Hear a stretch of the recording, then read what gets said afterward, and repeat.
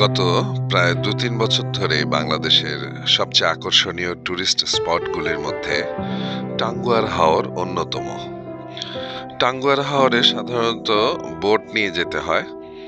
এই বোটগুলোতেই রাত্রে থাকা হয়। কিন্তু বোটগুলো কোথায় থাকে রাতে জানেন?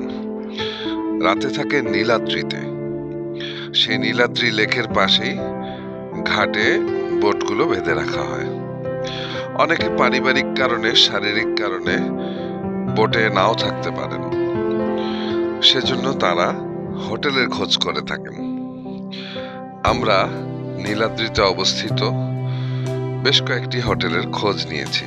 তার মধ্যে সবচেয়ে ভালো হোটেলটি হলো হোটেল নীলাদ্রি, যেটি জয়বাংলা বাজারে অবস্থিত।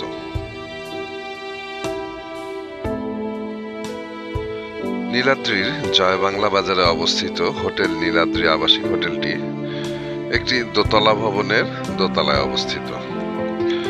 টিনের ছাদ হলেও হোটেলটি বেশ পরিপাটি এবং পরিবার বান্ধব, অর্থাৎ আপনি ফ্যামিলি নিয়ে থাকতে পারেন, খুব সিকিউর ভাবে থাকতে পারবেন।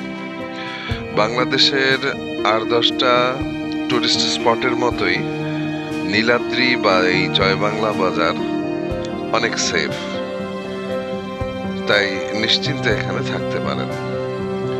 যারা হাউস বোট বা বোট হাউস যেটাই বলা হোক না কেন, এই নৌকাগুলোতে রাত্রি যাপন করতে চান না, অথবা যারা শীতকালে বেড়াতে যান, শীতকালে বেড়াতে গেলে বোটের প্রশ্ন আসে না, তারা এই হোটেলটি চুজ করতে পারেন। আমরা নিজে থেকেছি, তাই আমার নিজের অভিজ্ঞতা থেকেই বলছি।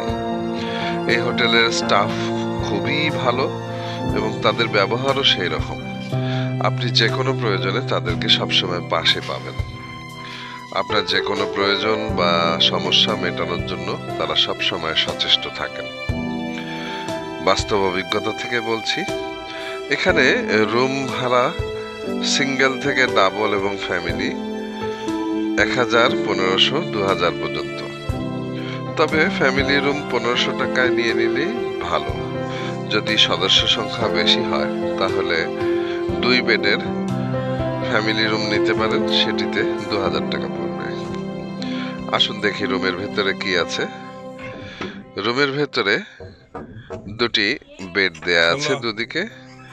আমরা যেটি নিয়েছিলাম, একদিকে একটি ডাবল বেড আর একটি সিঙ্গেল বেড ছিল আমাদের ৩ জনের জন্য। দুদিকে ২টি জানালা ছিল যথেষ্ট আলো বাতাস আসার জন্য। ফ্যান ছিল এবং বাথরুম ছিল যেটি টাইলস করা। টিন শেডেড হোটেল হলেও টাইলস করা বাথরুম। খুব ভালো লেগেছে এবং থেকেও খুব ভালো লেগেছে। আশা করি আপনাদেরও ভালো লাগবে। এই হোটেলের কন্ট্যাক্ট ডিটেল এবং ম্যাপ অ্যাড্রেস ডেসক্রিপশন বক্সে দেয়া আছে। ধন্যবাদ সবাইকে।